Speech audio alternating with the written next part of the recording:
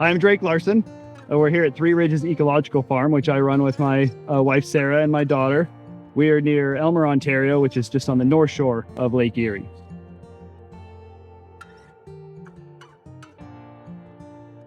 Here on our farm, we have a pasture-based meat and egg operation.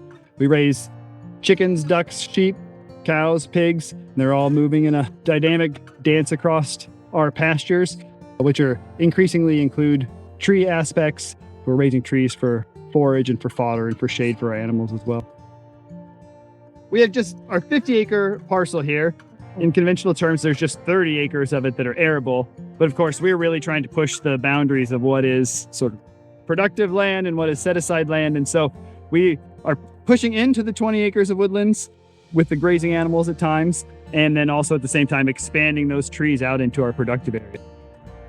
ALUS has helped us on a series of projects over our short time on the farm here. Wetlands, native grassland restoration, and reforestation projects.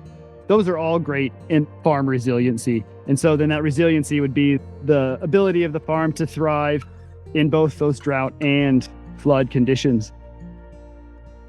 This year's been a hard year for grazing at times because there was drought and our grass simply wasn't growing. But I was buffered far more than any of my neighbors because the native prairie plants, they're amazing. They never stopped growing. That stand now is a few years old, and so their roots are deep and they're getting into deep water, probably even just like right kissing that water table. There was no slowdown in the native plants at all.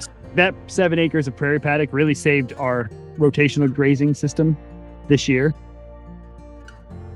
My goal here is not to set up anybody as a future farmer of any sort, but just to set up the land hopefully where it has more perpetual production.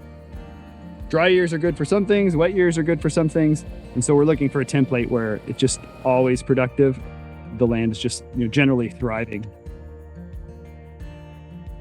One of the reasons ALUS is so successful is because it's just authentic. It's the farmers that are on the ground and they're doing it. It's great to have a like-minded community that's sort of built up around. And so now I access my ALUS community like they're my friends around here, right? They're the people that I call for. I would encourage anyone to get in contact with the ALUS program and see how it might be able to benefit their farm. Even if it's a very small practice, I feel like every farm has some little area of concern or room for improvement, whether it's a buffer strip or a little erosion point.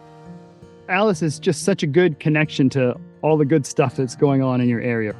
They, hands down, know all the other stakeholders in your area that can come together to help you with the project or answer any other questions. There's a lot to learn when you bring on conservation practices, and so the other farmers in your ALUS community have already started to learn those lessons, and I find they're always open to sharing. A small project can go a long ways. It can both have huge benefits for your farm, can have huge benefits for your community, and it can have huge benefits for biodiversity. ALUS can help you build projects that your community will recognize as good stewardship, and you rightly should be recognized for it because every little bit helps.